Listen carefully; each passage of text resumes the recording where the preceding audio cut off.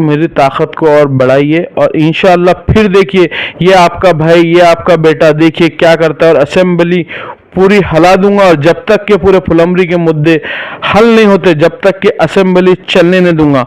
और आपसे मैं और एक बात बता दूं कि कोई महाराज है जो हुजूर सल्लल्लाहु अलैहि वसल्लम की शान में गुस्ताखी करता है और यहाँ के वक्त का सीएम कहता है कि मैं तेरे को प्रोटेक्शन दूंगा और तेरे बाल को भी धक्का नहीं लगने दूंगा, तो कहा गया भाई इस पर जो हुजूर सल्लल्लाहु अलैहि वसल्लम पे जो इतना बड़ा उसने बोल दिया, उसने जो उनकी शान में गुस्ताखी कर दिया, तो जब कहा जाते हैं ये कांग्रेस के सेकुलर लीडर, मेरा सवाल है कि सिर्फ वोट लेना ही जानते हैं क्या आप, बाकी काम नहीं करना है आप? आज हम मौजूद है एमसीएन समाचार की तरफ से तौफीक अहमद साहब के साथ, जो कि एक अपक्ष कैंडिडेट है, लेकिन इन्हें एआईएम इनकलाब पार्टी का सपोर्ट है और ये फुलम्बरी कॉन्स्टिट्यूंसी से विधानसभा का इलेक्शन लड़ रहे हैं। और इसी ताल्लुक से हम आज सर से बात करते हैं। सर, आप फुलम्बरी कॉन्स्टिट्यूंसी से अभी इलेक्शन लड़ रहे हो और आपके विरोध के अंदर काफ़ी दिग्गज और महारथी कैंडिडेट्स इलेक्शन लड़ रहे हैं, जैसा कि कांग्रेस के विलास औताड़े साहब है, बीजेपी के अनुराधा ताई चौहान है और अन्य अपक्ष भी है। तो आज आप फुलम्बरी के आम जनता के सामने किन मुद्दों को लेकर इलेक्शन लड़ने वाले हो? औज़ु बिल्लाहि मिनश शैतानिर रजीम, बिस्मिल्लाहिर रहमानिर रहीम। शुरू अल्लाह के नाम से जो बड़ा मेहरबान और नहायत रहम वाला है। सबसे पहले तो मैं आपको बता दूं कि फुलम्बरी से जो मैं इलेक्शन लड़ रहा हूँ AIMIM इनकलाब पार्टी से, जिनका मुझे सपोर्ट है, तायद है। और मैं जो मुद्दे लेकर यहाँ पर आ रहा हूँ, जैसे वहाँ पर सबसे बड़ा मुद्दा है रोज़गार का मुद्दा। वहाँ के कई सालों से कंपनियाँ, शुगर फैक्ट्री वो सब बंद है, लेकिन इस पर कोई ध्यान नहीं देता। चाहे वो बीजेपी की सरकार हो या कांग्रेस की सरकार हो, किसी ने भी रोज़गार पर वहाँ पर कुछ ख़ास काम नहीं किया और कोई डेवलपमेंट नहीं किया। तो मैं पहला मुद्दा मेरा ये डेवलपमेंट का ये मुद्दा है। दूसरा है किसानों के स्कीम, किसानों को जो रेट मिलना चाहिए, कपास का रेट, मक्के का रेट, जो भी है सब रेट्स मिलना चाहिए उनको, जो मार्केट वैल्यूशन है। तो मैं जो वहाँ के जो धन्ना सेठ है जो कि किसानों से कम रेट में माल ख़रीद कर उसकी काला बाजारी करते हैं, तो मैं सबसे पहले तो वो रोकूंगा और किसानों को अच्छे से अच्छा रेट दिलाऊंगा। और सबसे बड़ा मुद्दा और इम्पोर्टेंट मुद्दा है एजुकेशन का। एजुकेशन की इतनी खस्ता हालत है, जैसे मैं अभी तक के 150 से 200 गांव घूम चुका हूँ। ज़िला परिषद के जो स्कूल्स है उनकी इतनी खस्ता हालत है, बैठने के लिए बेंच नहीं है, टीचर इतने वेल क्वालिफाइड टीचर नहीं है, कम टीचर है। तो मैं सबसे पहले तो वहाँ पर ज़्यादा से ज़्यादा टीचर की भर्ती होना चाहिए। स्कूल तालीम के लिए गवर्नमेंट ने कुछ सोचना चाहिए कि गरीब का बच्चा भी इंग्लिश मीडियम में पढ़ सकता है विदाउट डोनेशन के। जैसा वहाँ पर आप देख रहे हैं कि जितने भी इंग्लिश स्कूल है सब में डोनेशन फीस वो चलता है, यानी कि बच्चे को अगर एजुकेशन ही नहीं मिलेंगी तो गरीब का बच्चा हमेशा गरीब ही रहेगा और ना उसको एजुकेशन मिलेंगी, ना वहाँ पर रोज़गार है। तो उस पर मैं सबसे पहले मैं काम करूँगा।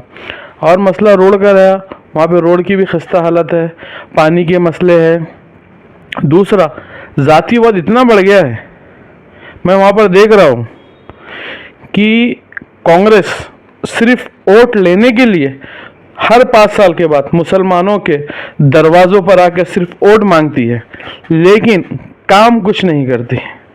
जैसे कि देखा गया पिछले दिनों एक नौजवान को चौराहे पर कत्ल कर दिया गया, उस पर भी कांग्रेस ने कुछ बड़ी प्रतिज्ञा या उन्होंने कुछ ठोस कदम या गुनाह दाखिल या ऐसा कुछ बहुत बड़ा काम नहीं किया। वहाँ पर जब भी माहौल ख़राब होता है मुसलमान अपने आप को तन्हा महसूस करते हैं, वहाँ पर इत्तेहाद नहीं है, क्योंकि सब हमेशा से कांग्रेस को ऐसा लगता है कि मुसलमान वोट उनके जागिर है, सिर्फ मतलब वोट लेने के लिए ही ये मुसलमानों का इस्तेमाल करते हैं। तो इनको अपना ताकत और अपने वोट की ताकत बताना पड़ेगी कि हम भी इत्तेहाद रखते। जब हम हमारा इत्तेहाद का सबूत देंगे, वो जीतना हारना अल्लाह के हाथ में है, वो कोई मतलब जो भी होगा वो सबको मंजूर रहता। तो अल्लाह के हाथ में, जीत हार तो अल्लाह के हाथ में है। लेकिन अगर हम इत्तेहाद की ताकत नहीं बताएंगे कि भाई हम भी कुछ रखते हैं, हम एक प्लेटफॉर्म पे नहीं आएंगे, जब तक ऐसे ही जो जाफरानी ताकतें हैं जो आरएसएस है, बीजेपी है, जैसे वहाँ से अनुराधा चौहान जो खड़ी है कैंडिडेट, जिसने औरंगाबाद का हाल ही में एक जो बोर्ड लगा हुआ था चिश्तिया चौक के आगे फेम टॉकीज के पास, उसको तहस नहस कर दिया था, लेकिन अब तक उस पर एफआईआर भी नहीं हुई। मतलब ये कांग्रेस वालों की इतनी ताकत भी नहीं है कि वो एक एफआईआर नहीं करा सके। तो मेरा सवाल सीधे सीधे कांग्रेस से है, क्योंकि मुझे तो बिल्कुल भी बीजेपी से ये उम्मीद नहीं है कि वो कभी भी मुसलमानों के हक में काम करेंगे। सर, एक अमूमन आपने जो आरोप लगाया है, जो हिंदू मुस्लिम की जो राजनीति जो चल रही है, सर ये तो पूरे महाराष्ट्र के अंदर फैला हुआ है। हर एक समाज को दूसरे समाज से लड़ा के हर पॉलिटिशियन यही बात करके वोट हासिल कर रहा है, चाहे वो कांग्रेस का रहो, चाहे बीजेपी का रहो, चाहे एमआईएम का रहो या वंचित बहुजन आघाड़ी का रहो।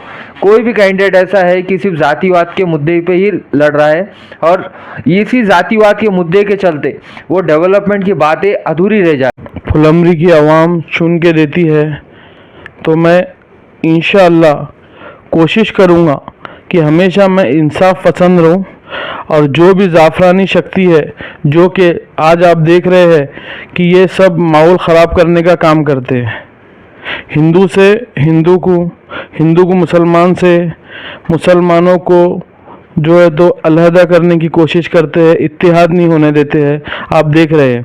यानी कि अगर बीजेपी यहाँ से जाएंगी तो ही यहाँ से जो है जाफरानी शक्ति जाएंगी, और यहाँ पर जो है तो थोड़ा सा सेकुलर माहौल पैदा हो सकता है। क्योंकि ये कोशिश जो है पिछली बार आप देख चुके हैं कि बहुत हुकूमत जो है तो फुलंब्री में कांग्रेस ने भी की, बीजेपी ने भी की, लेकिन जब जब मुसलमानों पर जुल्म होता है तो ना कांग्रेस सामने आती है ना कोई। जैसे कि वहाँ पर एक हिंदू आक्रोश मोर्चा निकला था फुलंब्री में, तो उसको लीड ही कांग्रेस के लीडर कर रहे थे साहब। मतलब कितनी ही बुरी बात है, वो कांग्रेस के लीडर लीड कर रहे और फिर हम उनको वोट देंगे।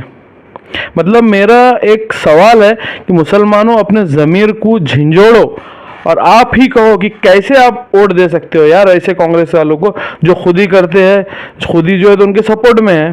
तो मेरा मानना ये है मेरे भाई, आप इत्तेहाद पैदा करो, अपनी ताकत वोट से बताओ। तो बस मेरा सवाल है कि कोई भी अगर आपसे वोट मांगने आए तो उससे सवाल करना कि मेरा रोजगार कहाँ है, मेरी नौकरियां कहाँ है, किसानों ने सवाल करना कि हमारे स्कीम कहाँ है, रोड कहाँ है, आप मेरे मुस्तकबिल के लिए क्या करोगे। हिंदू मुस्लिम जातों में बंटकर वोट ना मत दो मेरे भाई, कब तक वोट देंगे। ये तुम्हारा भाई पढ़ा लिखा भाई तुम्हारा खड़ा है, आप एक बार मौका दो, इंशाअल्लाह ताला फिर देखो मैं क्या करता हूँ। और सब ये कह रहे होंगे ये फुलंब्री से क्यों लड़ रहा है, तो भाई मैं बता दूं, मेरा ननियाल फुलंब्री का है, खाजीवाड़ा, जितने खाजी है मेरे मामू लोग हैं सब। और दूसरी बात, फुलंब्री से मेरा ऐसा रिश्ता है कि मैं बचपन से हर छुट्टियों में फुलंब्री आता था, और मैं हमेशा से मेरी नज़र रहती है कि कहाँ पे क्या हो रहा है। तो वहाँ पर मुस्लिम क़यादत ही नहीं है मेरे भाई, एकता ही नहीं है। कई बच्चों को झूठे केसों में फंसाया गया है, अभी तक कि कोई भी आकर बेल नहीं लेता उनकी। तो ये मेरा सवाल है और आपसे अपील है भाई कि इंशाअल्लाह ताला मैं चुन के आया तो वहाँ पर अमन शांति और सब कुछ मसले इंशाअल्लाह सॉल्व करने की मैं पूरी कोशिश करूँगा, और अल्लाह की ज़ात से उम्मीद है जो भी होगा फ़ैसला मुझे मंजूर है। खुदा हाफिज़। आपकी निशानी बता दीजिए। मेरी निशानी है लिफाफा बटन नंबर 17 AIMIM इनकलाब के सपोर्ट से मैं खड़ा हूँ। तो इंशाअल्लाह ताला आप जाइए और बटन दबाइए और ज़्यादा से ज़्यादा वोटों में आपके भाई को, आपके बेटे को कामयाब कीजिए। अल्लाह हाफिज़, खुदा हाफिज़। तो आज आपने देखा, हमने तौफीक अहमद साहब से बात की है। बस आज के लिए इतना ही। आप देखते रहिए MCN समाचार खान राफे मोहम्मद के साथ।